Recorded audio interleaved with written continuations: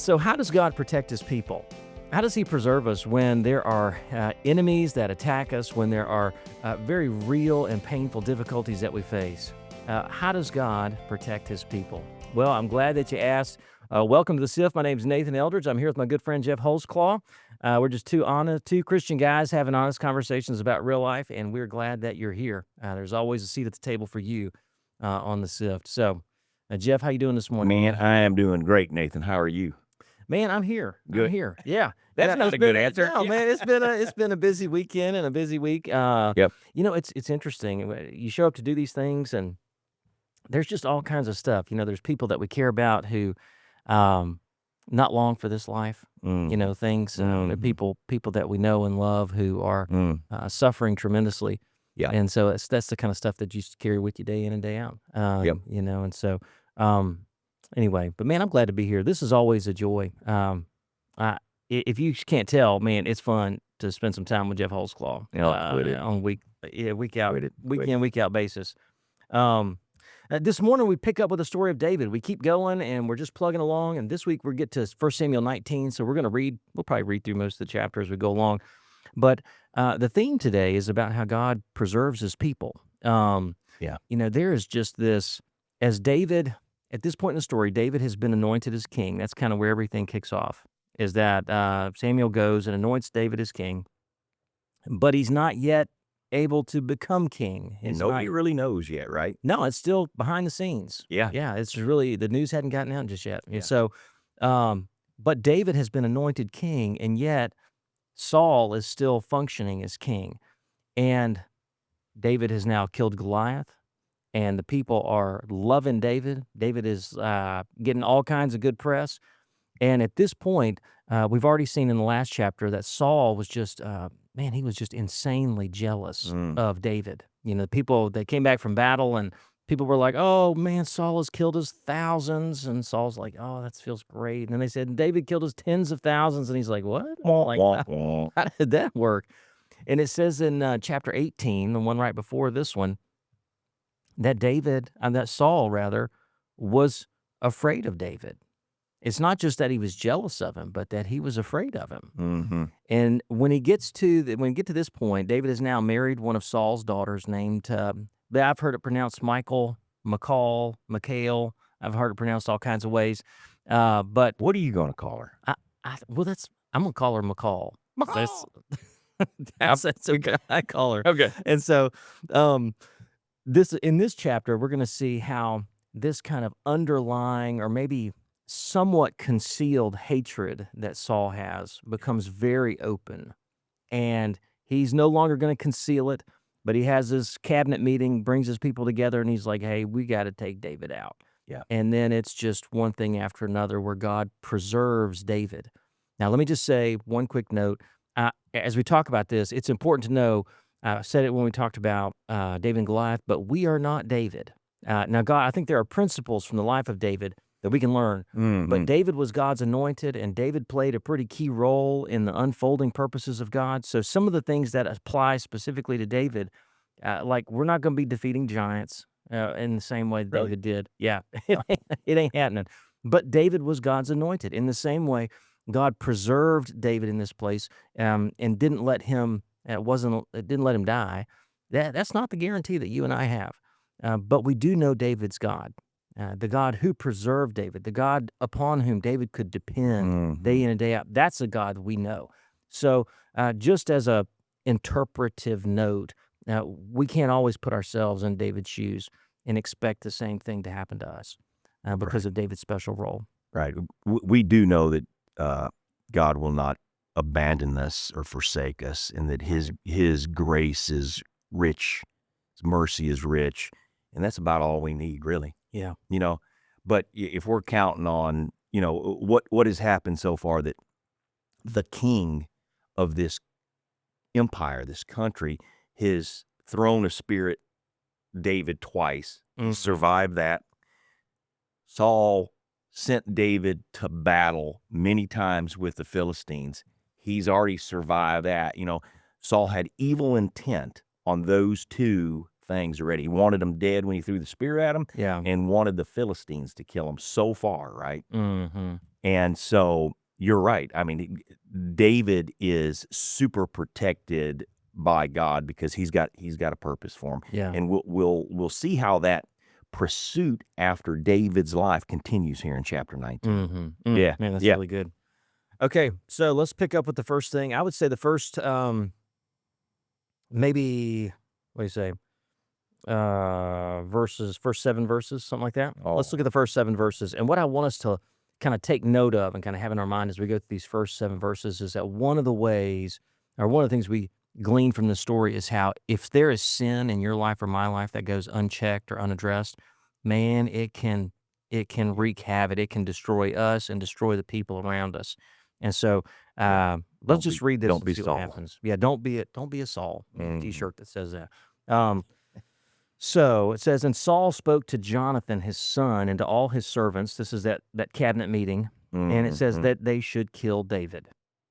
But Jonathan, Saul's son, delighted much in David. And Jonathan told David, he goes to him, he says, hey, Saul, my father, is seeking to kill you. Mhm. And therefore, you need to be on your guard in the morning.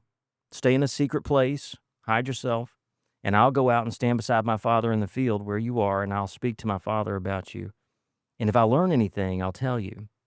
And Jonathan spoke well of David to Saul his father, and said to him, let not the king sin against his servant David, because he hasn't sinned against you, and because his deeds have brought you good.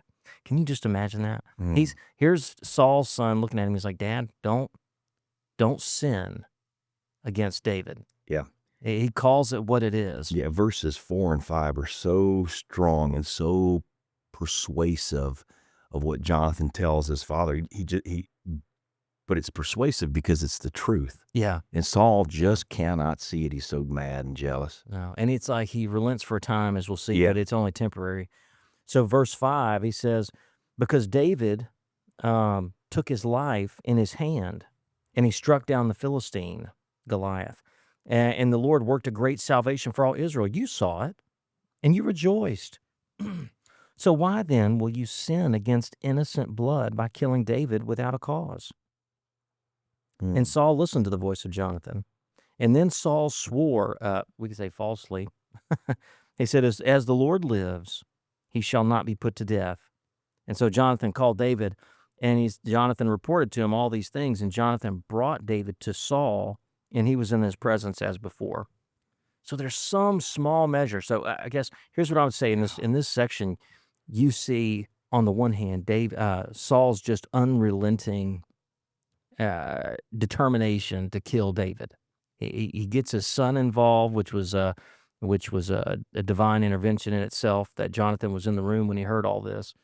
But Saul is determined to kill David. But Jonathan, man, what kind of friend is that? Oh, I know. Who would take his own life in his hands and go and say to his father, you don't need to kill David. Yeah. I mean, you need friends like that who will say the hard thing. I mean, can you imagine if Jonathan had just said nothing? Yep. He never intervened. Yeah. I think it's also interesting that David, in spite of all that happens, you just don't see David getting bitter or reacting violently against Saul. This is a weird dynamic. Yeah. Right? Because you've got David, who just seems to be very forgiving. Mm-hmm. I mean, he has Saul's gone berserk, thrown the spear at him twice, sent him off to war to kill him. Now he's got Jonathan and all his servants that he's talking to, saying, "Hey, we got to kill this guy." Jonathan tells him that, and then Jonathan convinces his father not to do it. Yeah. And then David says, "Okay, I'll come back." And a little bit later, he's back playing the liar for him again. I know. It is like, this is a weird back and forth, and all because of the wishy-washiness of Saul's heart. And this is what I had thought about when I got to this part. You know, we talked about not being the David of the story, or when you read Bibles, don't think that you're always falling into the hero role. Look at the other pieces. So I started looking at Saul, and we see this Saul's relationship with the Lord has me confused, right? Mm. Because we know of readings before this that Saul was the first king chosen by Samuel, anointed by God, even though there's some clouds around that God wanted to be their king, right? This really wasn't God's first choice. Like, Yeah. you guys wanted this man king, not me. Right. But God still anointed him. Chapter 10, he was prophesying with the prophets. So he's got this relationship with God Almighty. The word atheist probably had not even been invented yet. So it's not like he doesn't believe there's a God. Right. And then he tells his son, as the Lord lives, I swear, as the Lord lives, he's going to be okay. So he's got this understanding that there is this God of Israel who has been with him in the past, but then he moves away from it, right? Mhm. And how do I not be Saul, right? Wow. How do I not be Saul? And it reminded me of the rich man and Lazarus. When the rich man was in Hades, just in torment, and he said, golly, this is awful. Let me go back and tell my family, my brothers, not to come to this place, right? And either the angel of the Lord or whoever it was talking to him, God himself said, no, you know what? They have Moses and the prophets. They have all they need to believe. Mhm. So reading that, I have this reassurance that Peter tells us that God doesn't want anybody to perish. It's not his will that they perish. So reading those two things, I believe that we have everything we need to be right with God, right? Yeah. But what's the deal with Saul? What's the hardness of man's heart? Yeah. How do we? I don't know. I think Yeah, that's a great question. I yeah, think looking at the way you framed it, just describing how there seems to be this faith in Saul where yeah. he acknowledges that surely as the Lord lives and he is the With his Lord's lips, anointed, right? but there's this division in his heart. And so on the one hand, it's like Saul's loyalty seems to ultimately be to Saul. Yeah, yeah. And I'm not trying to Man, I got a pass little bit of that judgment in on me though him. too, right? Man, speak for yourself. I don't have any of that. Just kidding. But you know what I'm Yeah. saying? It's this struggle that as humans we all have, right? It We're is. sort of out for our own best interest a lot of times, and And I think the difference between Saul and David, it really is at the end of the day a matter of the heart. yeah, It's like you see Saul being loyal to Saul, determined to preserve his own name, determined to preserve his own king. Oh, And oh, I mean, yeah, it's like, well, but then he'll forgive, or kind of, and then he'll no, I'm sorry, I shift got confused. gears. I was thinking you were saying David. David is forgiving, Yeah. even after he's been trying to be killed many times, And right? that's such a big contrast with Saul. And on the Right. one hand, David is God's anointed, and Saul knows the kingdom is going to be taken out of his hand. Um, but David respects the fact that Saul is God's anointed still. That's why when he's in the cave of Yeah. Adullam, he won't cut his shirt tail off. He won't cut his cloak off. He's like, I'm not going to hurt the Lord's anointed. I'm going to respect Saul and the fact that the Lord has anointed this man. I'm not going to try to take him out. But that's not the way that Saul feels towards David I know. at all. And I mean, it's interesting in the scripture. It says that we're supposed to love God with all of our heart, soul, mind, and strength, wholeheartedly. And there seems to be Saul's not this doing that. confliction, and there's the conflicted feelings and conflicted loyalties in Saul. And look, if we love God, it's because God put that love in our hearts. I'm just going to tell you. Left to our own devices, it's not like you or I, like I'm better than Saul. It's that God has graciously protected me from myself and from my own sin. And I think there's even an open door here for Saul to repent. Oh, I think so. Jonathan is opening the door and is like, hey, don't do this. Don't kill David. Don't sin against this guy. And for a moment, Saul Yes. relents. But then what happens next in the next few verses is that there's another war. And so let's read about that. And then what we'll see is how Saul's apparent jealousy just kind of comes back to the surface. Mm-hmm. So it says in verse 8, and there was war again. And David went out and fought with the Philistines and struck them with a great blow so that they fled before him. All right, so David's back on top. You know, it's in the headlines. Yeah. Everybody knows David's killing the Philistines again. Verse 9, then a harmful spirit from the Lord came upon Saul as he sat in his house with his spear in his hand, and David was playing the lyre. There he is, what you're saying. He's back there playing him, trying to help him out because he's got this troubled spirit. Verse 10, it says, and Saul sought to pin David to the wall with the spear, but he eluded Saul. So that Saul's spear, he stuck the spear into the wall, or struck the spear into the wall. And David fled and escaped that night. So, I mean, he's sitting here helping the king that's trying to kill him again. I know it. You know, there is this incredible loyalty that's very commendable in David. At the time, we might even call it naive. You know, like why do you keep helping this guy? Yeah. You know, but it's not. Yeah. I think this is what it looks like when a man, when someone is a man after God's own heart. They're not out for themselves. David is not out for himself. He simply wants to do the Lord's will, and part of that was to serve the Lord's anointed as long as he was in power.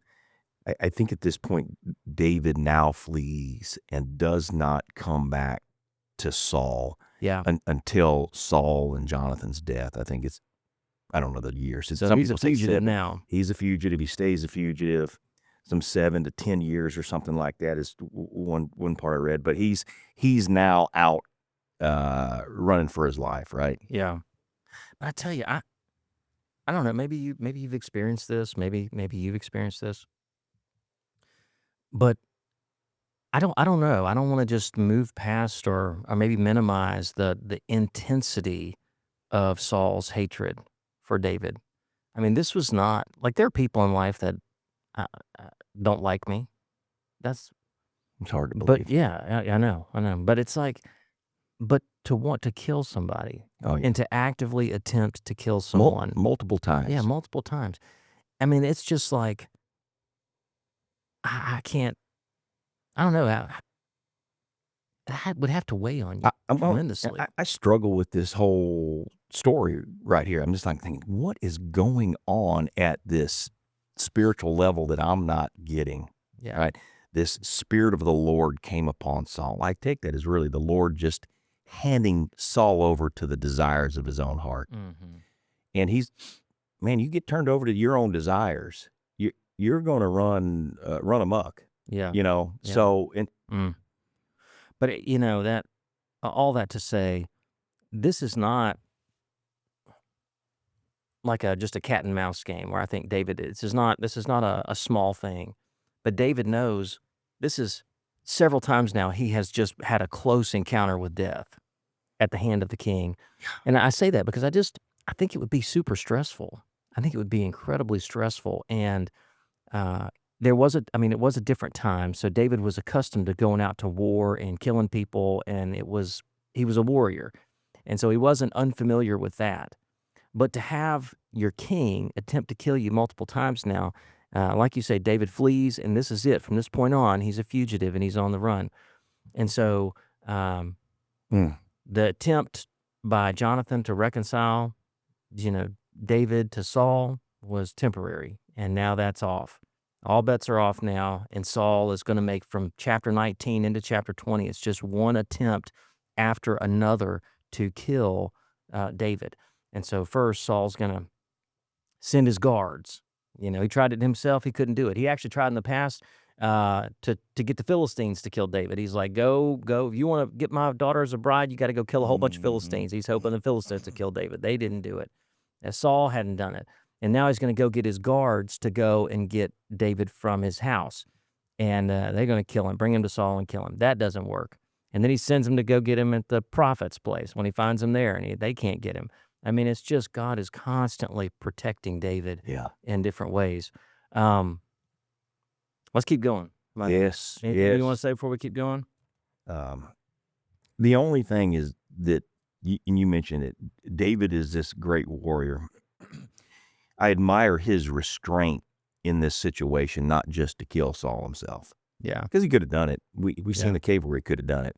but he didn't. All right, because I don't think he had permission from the Lord to do it. He was Right. restrained for some reason, Right. and it's so. Me and you probably 3,000 years later are contemplating the will of God. Mm, You know, yeah. 3,000 years later, we're still talking about this. Wow. It's crazy, ain't it? It is. Yeah. It is crazy. Well, verse 11 picks up in the chapter, and it says, so this is after David fled. Saul tried to kill him. David fled. And so Saul sent messengers to David's house to watch him. So he puts him under surveillance that he might kill him in the morning. So this is not like it's going to, this is all unfolding pretty quick. This is not over a big span of time.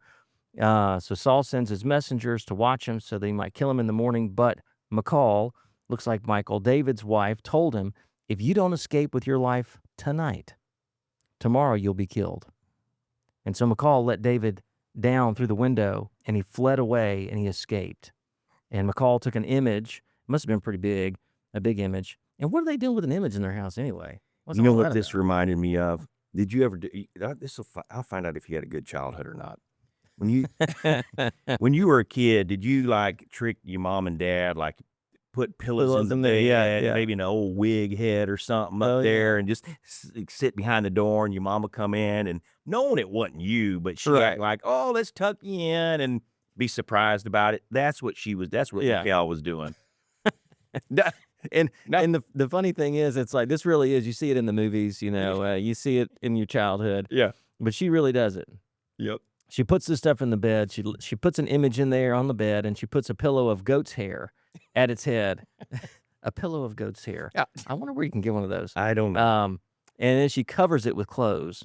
And when Saul sent his messengers to take David, she said, oh, he's sick. David's sick. Don't bother him. He's not feeling well. And then Saul sent the messengers to see David, saying, bring him up here to me in the bed that I may kill him. Yeah. And when the messengers came in, behold, the image was in the bed with the pillow of goat's hair at its head. And so Saul said to Michal, why have you lied to me? Why have you deceived me in this way and let my enemy go so that he's escaped? And Michal answered Saul, he said to me, let me go. Why should I kill you? Now, that ain't true. No. David didn't threaten her. But No. at the same time, it is kind of comical. And this whole intrigue, David escaping in the middle of the night, getting away, running away. This is with people surveilling the house. So it says Saul sends people to surround David's house or to watch his house. You see the guy sitting in the car across the street, smoking their cigarettes all night, watching the guy. Somehow David sneaks out a window, even while they're being watched, and he gets away. Yeah. So he's got some ninja skills. And then to Saul, on his persistence, he sends the messenger. Oh, he's sick. That's great. Just get his bed. Bring him in his bed. That's great. Yeah. I don't care if he's sick or not. Just bring his bed. We're going to kill him. So I mean, his hatred is real, and he's got some loyal servants that'll do all this for him. So verse 18 says, so David fled after he went out the window. He fled and he escaped, and he came to Samuel. I mean, where does he go? I mean, at that point, where would you go? Who do you go talk to when Saul is after you? What do you do? Well, he goes back to the guy man that started this.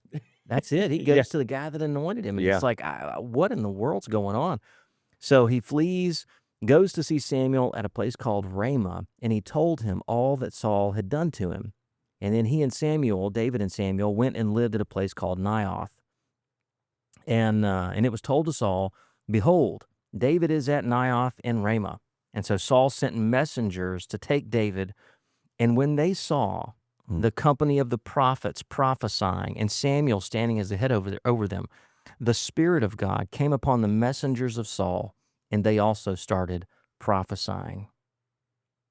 And when it was told to Saul, when that was told to him, Saul sent other messengers, and they also prophesied. And then Saul sent messengers again a third time, and they also prophesied. And then Saul decided, I'm going myself. So he himself goes to Ramah, and he came to the great well that's at Siku. So he gets to the well, and he asks, Where are Samuel and David? It's like he doesn't understand what's going on. I know. What's going on here? So they said, "Behold, they're at Naioth and Ramah." And so Saul went there to Naioth and Ramah, and the Spirit of God came upon Saul also. And as he went, he prophesied until he came to Naioth and Ramah. And he too stripped off his clothes, and he too prophesied before Samuel, and lay naked all day and all night. And thus it is said, is Saul also among the prophets. God, boy. What a bizarre thing. I know. How great is God Yeah. that Saul would send 3 envoys to go out and try to kill him. Yeah. And that God he wasn't going to let it happen. Miraculously, he got these people who had either an evil message or an intent to kill, turn their heart where they started prophesying the truth about God. I don't know if we know in this last piece, it didn't change Saul's heart because he still tried to kill him. But Right. Envoy 1 went, they started prophesying. Envoy 2, they started prophesying. Envoy 3, ditto. Saul says, don't let a man do this. He went, he couldn't find the place, had to ask directions. And it said, even before he got there, the Lord came down upon him and he started prophesying on his way to the place. Got there, whipped off all his clothes, laying in the dirt. God had subdued him from his evil intent and made him speak the truth. Yeah. Yet it still didn't change his heart. Dude, how strong of evil is in that man's heart that all of this stuff could be laid upon you and the evidence of God be there and you still have this rebellious spirit. Man, I mean, it is the direct divine intervention that protects David at this point. Yeah. I mean, God himself intervenes. And so to restrain, to change the hearts of people who had this evil intent to where they relent and they begin praising God, acknowledging that, maybe rebuking one another. Who knows what they were doing as they prophesied. But it's amazing to see in this chapter as I'm trying to, in my head, kind of think through how has God protected his people, or how's he protected David, and how does he protect us? One, he does not ultimately allow the evil purposes of wicked people to determine the outcome. They are not in control. Those who are wicked and evil are not ultimately in control. He preserves David. I would say this. We didn't really say it in these words, but I think God protected David from any type of bitterness or jealousy himself or vengeful spirit. David did not succumb, or there's no evidence that David turned to retaliate against Saul. I'm going to tell you, if somebody attacks you, it is so tempting to just retaliate, to zing them back, to fight back against them. David doesn't do that, right? That kind of, in the book of Romans, Paul says that we are not to take vengeance ourselves, but vengeance belongs to the Lord, that we need to entrust that kind of justice and revenge into the hands of Almighty God, not to take it ourselves. As far as it lives, as it depends on us, we're supposed to live at peace with all people.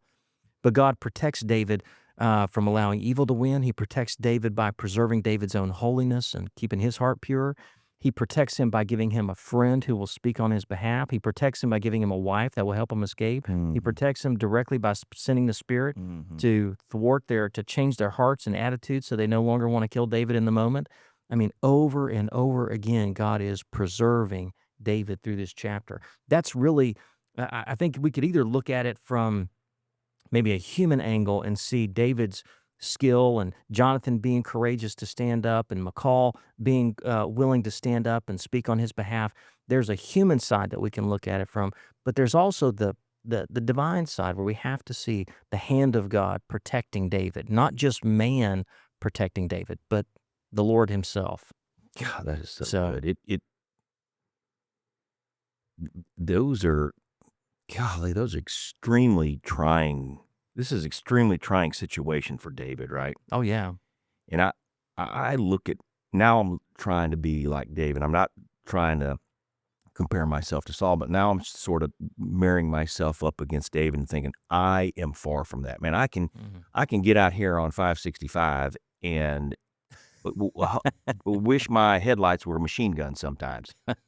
It's just, we feel like, well, why did that guy cut me off? Why is he tailgate me? Does he not know who I am? That's this Yeah. pious or prideful attitude that will just drive you to be Saul and not me. Mm-hmm. Yeah. And man, we need to continually keep the word of God on our heart.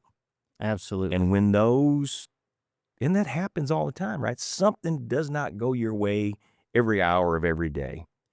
Just to reflect on this, it's not that big a deal. Yeah. In the midst of this story, I appreciate that. Just how, if we're not seeking to stay in close fellowship with the Lord, if we're not trying to, as Jesus says in John 15, to abide in Him, Remain. man, our own hearts are going to turn us in a really bad direction. It's interesting as we're reading through this story, it's just kind of action packed. It's like a good action movie. Yeah. It's just one thing after another, one escape after another. David flees. They go to get him. Another one's go to get him. I mean, it's just constant action. But there's more going on in this story than we're told just in these verses. Mm-hmm. And I want to just switch gears for just a moment and say, in the midst of all this, and this, I think this is something I need to hear big time, because I know you're busy. I appreciate the fact that you'll come and hang out with us on the Sift and watch this thing and listen and put comments, right? You're going to put a comment. And come to church. Yeah, come to Redeemer. But in the midst of all this, when David is under the pressure, literally, of someone trying to kill him, what was David doing? Any thoughts? David was praying. Mm. And we know that because in Psalm 59, not all the Psalms have a title or an inscription at the front of the Psalm telling us about it. And this one does. And that some people might dispute it, but this is what it says. Psalm 59 is given this title. To the choir master, according to the tune, Do Not Destroy. I don't know what that tune is, but it's a miktam of David when Saul sent men to watch his house in order to kill him. So chapter 19. So this psalm is what David is praying when these guys are surveilling his house and he's trying to sneak out the back window and run away to save his life. This is going to be wise counsel. Yeah. So listen to what he says. I'll just read through it. David says this. He says, starting in verse 1, "Deliver me from my enemies, O God. Protect me from those who rise up against me. Deliver me from those who work evil, and save me from bloodthirsty men. For behold, they lie in wait for my life. I mean, fierce men stir up strife against me." Speaking of Saul, speaking of these other people. "For no transgression of sin of mine, O Lord. For no fault of mine. They run and they make ready." David is saying, I have no idea why they're doing this. I haven't done anything. Nothing. He says, "Awake and come to meet me and see. You, Lord God of hosts, are God of Israel. Rouse yourself to punish all the nations. Spare none of those who treacherously plot evil." He says, each evening they come back, howling like dogs and prowling about the city. And there they are. They're bellowing with their mouths and with their swords and their lips. And they say, who they think will hear us? The idea is they don't care who sees them. The idea is they're out making a spectacle as they go after David at this point. And he's saying it's as if they have no regard. They don't care who knows that they're trying to kill me now. But you, O Lord, you laugh at them, and you hold all the nations in derision. In other words, I'm terrified, but Lord, I know you're not. I know you're not. They're no threat to you. They're no threat to your purposes. You laugh at them. And then David says, "O my strength, I will watch for you. For you, O God, are my fortress. My God, in his steadfast love, will meet me, O God. God will let me look in triumph on my enemies." And so I'll pause there. We won't read the whole thing. But he goes on repeating this. And at the end of the psalm, he says, I will sing of your strength. I will sing aloud of your steadfast love in the morning. Listen to that. You remember what Michal said? Michal said to him, if you don't leave right now, in the morning you're going to die. And David says, oh Lord, when the morning gets here, I'm going to be singing of your steadfast love. I know you're going to protect me, Lord. I know I can trust you. For you have been a fortress to me and a refuge in the day of my distress. And then he calls God, oh, my strength. He says it, that's the second time. I will sing praises to you, for you, O God, are my fortress, the God who shows me steadfast love. Man, I'm just going to tell you. Dude, that is... I think one of the ways that we can deal with the pressures and the challenges of adversity, just like David, is we turn to the Lord in prayer. And David doesn't just say, Lord, give me strength. He says, Lord, you are my strength. Lord, you are the one who has been a fortress to me. You're the one who protects me. David's not like, I protect myself and make me strong. He says, Lord, you're my strength. You're the one who will protect me. And I think that's what faith sounds like. It sounds like saying, Lord, I'm dependent on you. And I trust that you'll see me through this. I wish I prayed like that when I got stressed. God, man, it's great how this word becomes alive in your life when you talk through it like this, right? Yeah. And to be thinking through all that we thought through in chapter 19, and me have not tying chapter 59 to this time, and then you reading that, it had me think about, this may be wrong, but I don't think it is, but the pleasure God gets from his people talking to him. Yeah. The Wow. first part of the scriptures you just read there were sort of a lamentation, like, oh Lord, I'm in trouble. Mm-hmm. People are surrounding me like dogs. And there's a bit of a plea to it. It's awaken, arise, come. So he's tense. He's wanting the Lord to respond, and it seems that he's been waiting on it, right? Yeah. And you start thinking, the Lord knew what he was going to do the whole time, right? Yeah. David didn't, although at the end of this, he claims, oh, I'm yours. You're going to laugh at this situation. It had me think, maybe correctly or incorrectly, that, sometimes when we get into pinches in life, small pinches, maybe the beauty in those pinches is just that it forces us to talk at such a truthful level with our God. Yeah, just gut level on. Just gut level, because, golly, when things are going good, I'm an inch deep in my prayer, like, oh, Lord, thank you. Golly, thank you. This is so great, right? And I'm moving on about my day. But, man, when tragedy comes, somebody's dying, when somebody's trying to kill you, as in Dave's life, man, your prayer life changes, and you change. Wow. It's beautiful how you tied those two together. It made me look at that whole chapter 19 a little differently. Yeah, man. Right now, right? Well, good. And I tell you, me too, brother. Me too. I mean, even as I'm listening to you talk about that and just how God uses those kind of circumstances, like to hem us in, to Yes. force us back into prayer. Like, I don't know. I mean, what if you were here sitting at the table?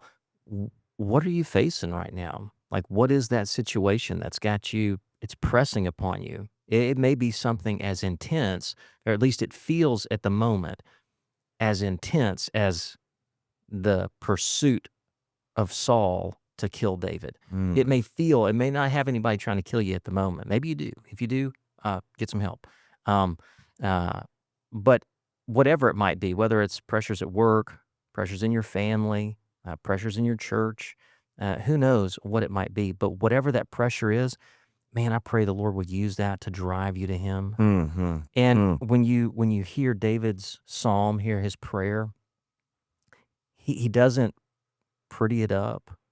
No. He just lays it out there. He's like, Lord, these people are trying to kill me.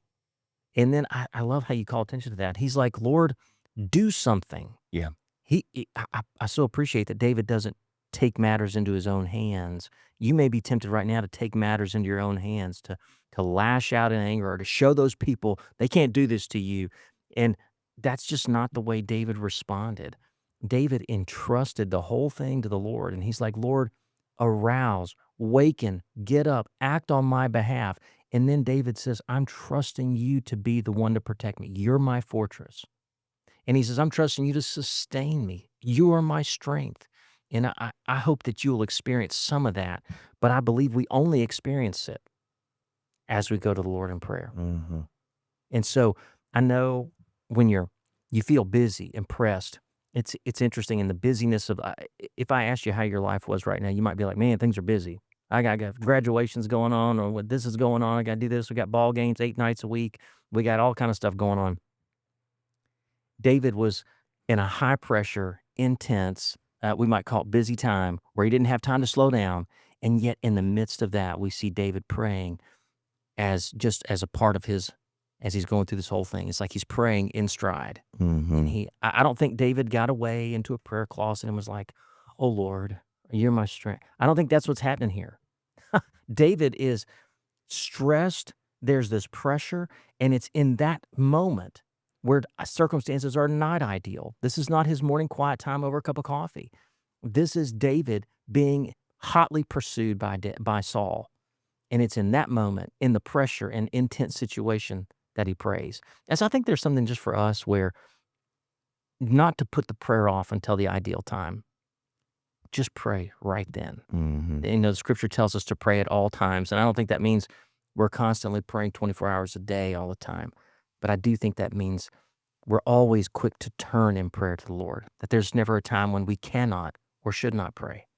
And so if we want to experience the sense of peace and find strength in the Lord, I think the means by which God will give it to us is going to be through prayer like this.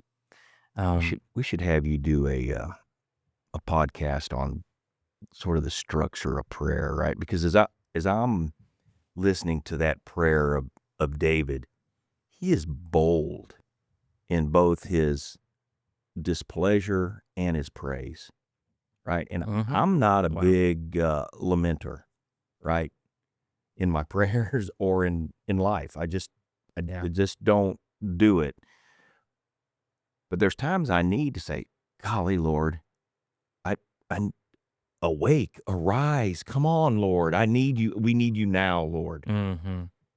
And to me, golly, that seems so bold that I'm not fit to say it, right? For me to ask God, the creator of all, awake, God, arise, come on.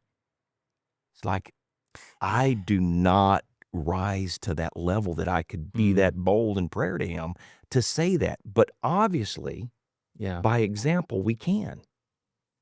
That's really interesting. That sense of urgency and like I need to ask God to awake. What came to mind, probably a somewhat silly image, when my kids were young, and it's that time where whether it's Christmas or whatever, they're coming in there early in the morning like, hey, get up, get up, and it's like, what? We'll get up later. But there's this doggedness where they're like, no, you have to get up now. Like it's time. And I think for us, when things are good, we don't feel that sense of urgency. We feel a sense like I got this. Where things are okay. But I tell you, when there's chronic illness or pain, when life seems out of control, when stress seems overwhelming, when those things happen, I think we're more inclined to hopefully to turn to the Lord rather than just, or maybe we should be more inclined to turn to the Lord rather than just try to manage it on our own. Anyway, but I think a couple of podcasts on prayer would be good. Yeah, do me some good. For sure. Well, any final thoughts as we wrap up this morning? No, sir. This was great. Thank you. Okay. All right. Well, listen, as always, we so appreciate you being with us today on the Sift. Today, how do God protect his people? He does it really well. I'll say that. And he does it through people who love us. He does it through divine intervention. He does it by helping us restrain our own sinful tendencies. And so God is gracious to protect us from others and even from ourselves. Listen, if there's anything that was helpful today in the podcast, we would really appreciate if you just like the podcast, share it with a friend, subscribe to the channel or subscribe to the podcast. Put some comments down below. If there's some insight that you had along the way, we would love to hear that. So put that in the comments below and let us know. And until next time, we hope that you have a great week.